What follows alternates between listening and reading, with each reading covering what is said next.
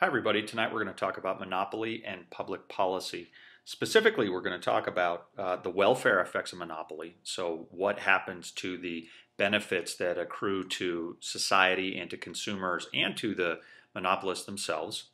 We're going to talk about how government sometimes needs to step in and prevent monopoly power. We're going to talk about dealing with the natural monopoly as well. So let's get into it. The previous model that we discussed, so monopoly versus perfectly competitive organizations, we showed that when we compare monopoly to perfect competition, three important things jump out at us. One is the quantity that monopolist produces is less than a quantity that a competitive company produces, competitive firm, sorry. Second, the price that a monopolist charges is greater than the price charged by a perfectly competitive firm. And monopoly profit is greater than zero, both in the long run and in the short run. Now, all of these things sound bad for consumers and good for the firm, but we need to ask ourselves a question: is it really bad for economic efficiency? So do you actually have a more efficient use of resources under monopoly than you do under perfect competition?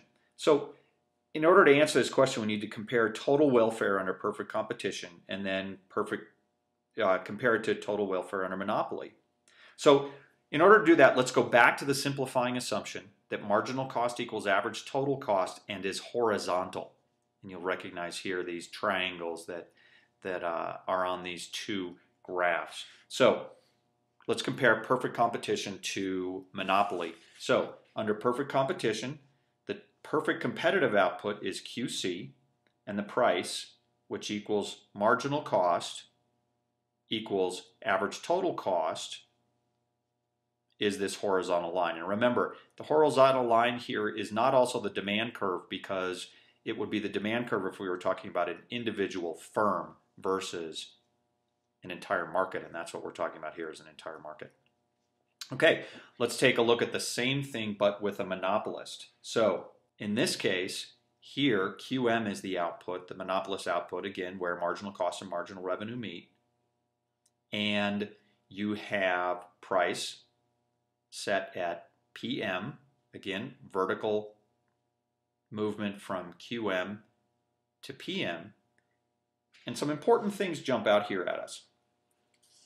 When you look here at consumer surplus is defined by what? Consumer surplus, as you'll recall from our discussion of producer and consumer surplus, is the area above price and below the demand curve. Here it is in perfect competition. This entire area is consumer surplus. If you look over here and you look for the area above the price and below the demand curve, look what's happened. The price here has gone up. The consumer surplus has been reduced from this area to this area. Now, what happened to this and to this? Well, this became profit for the monopolist. So we lost consumer surplus, and it went into profit for the monopolist. And here we have deadweight loss. Well, similar to deadweight loss we have talked about in the past, these were opportunities for consumers who demanded some of this product at the following list of, or rather along this line of combinations of price and quantity, and they are not being served here because there is no quantity being produced above this amount at the monopolist's profit maximizing quantity. So these are deadweight loss.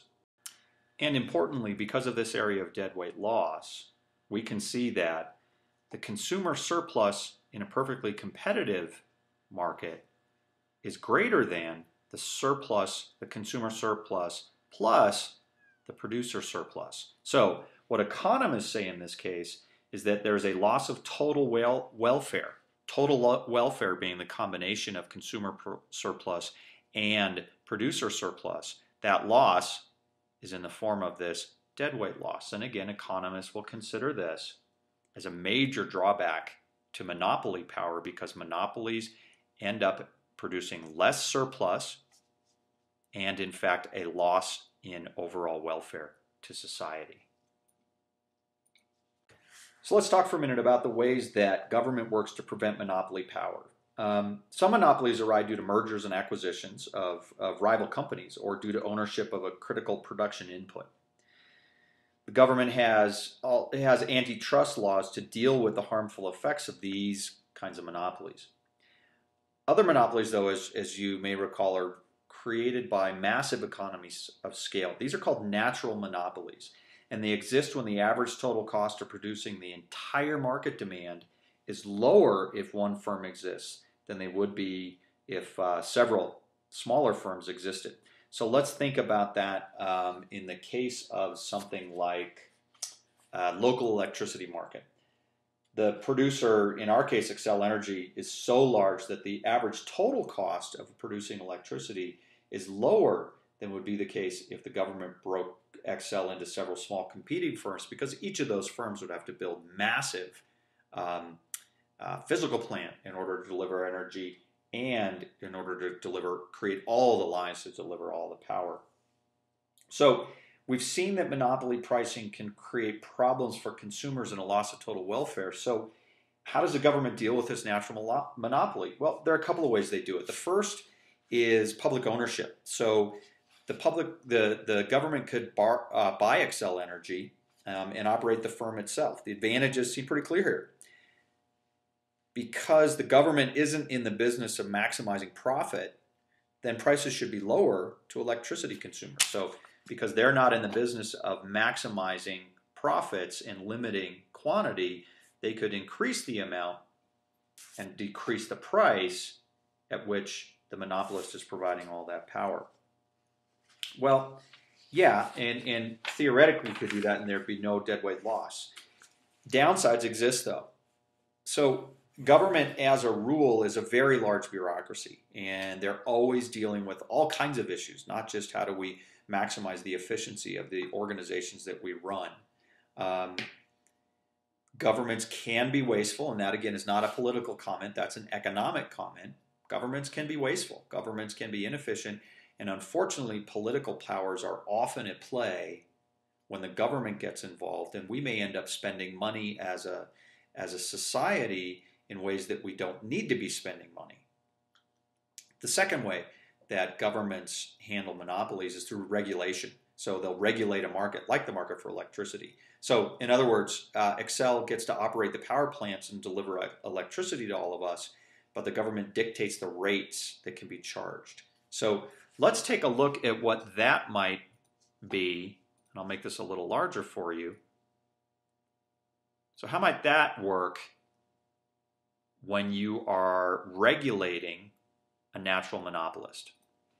Well, let's compare an unregulated natural monopolist to a regulated natural monopolist and see how things work out in different ways for consumers and for the monopolist itself. So in this example, if we're talking about the unregulated monopolist, let's first check some assumptions. So we're assuming in a natural monopoly that large fixed costs exist. So imagine, again, the power plants, the physical plants, and the variable cost of providing another unit of electricity is very small and is relatively constant. So assume that the power lines are already in, and the additional cost of providing an extra kilowatt of energy is very, very small. So this is a very high fixed cost industry. What that does is creates a downward sloping average total cost curve with huge economies of scale and lower constant marginal cost curves. So that makes sense here, because we have all of our fixed costs here, and what we don't have are those additional marginal costs that would be here, and we don't have variable costs, huge variable costs that are going to bend that average total cost curve back up. So mostly fixed costs here that are smoothing out as production goes out. So in the unregulated market, Xcel produces QM, because that's where marginal revenue and marginal costs come together, and they charge P. Now, the firm earns positive economic profit in this case because price is higher than average total cost at this quantity. So the shaded triangle here represents the profit to Xcel, in this case the monopolist. So what happens? Well, here's consumer surplus, as always, the area above price and below the demand curve. So you can see the relative size of that in the blue. So let's take a look at what happens with a regulated natural monopolist. Well, there are really two ways that the government can handle this. The first is to demand that the monopolists produce at the perfectly competitive outcome. Perfectly competitive outcome is where marginal cost equals marginal revenue. That's the point up to which they would produce marginal cost. And then again, if this were a perfectly competitive industry, you'd be seeing demand equaling marginal revenue here. You'd be producing at this point. Well, at this point, what you've done is effectively driven all of the profit out of the monopolist's hands, and in fact, the monopolist now is producing at a price that is below average total cost, and therefore, this firm will be incurring a loss and will have no incentive to stay in the market. The second thing the government can do is regulate it such that the firm earns a normal profit. And we've talked about normal profit before. Here's what would happen. The firm would be required to produce at a point where average total cost equals the demand. So it's in effect functioning at the low end of its average total cost curve. And in doing so, charging PR and outputting QR, you are much closer to perfectly competitive output, and you are charging a price that is allowing the monopolist to make a normal profit rather than losing money. You're also preserving the vast majority of the consumer surplus that would exist in a perfectly competitive market. So what government tries to do is make sure that they regulate to the point where the monopolist is allowed to earn a profit, a normal profit, and that the majority of the surplus stays with consumers.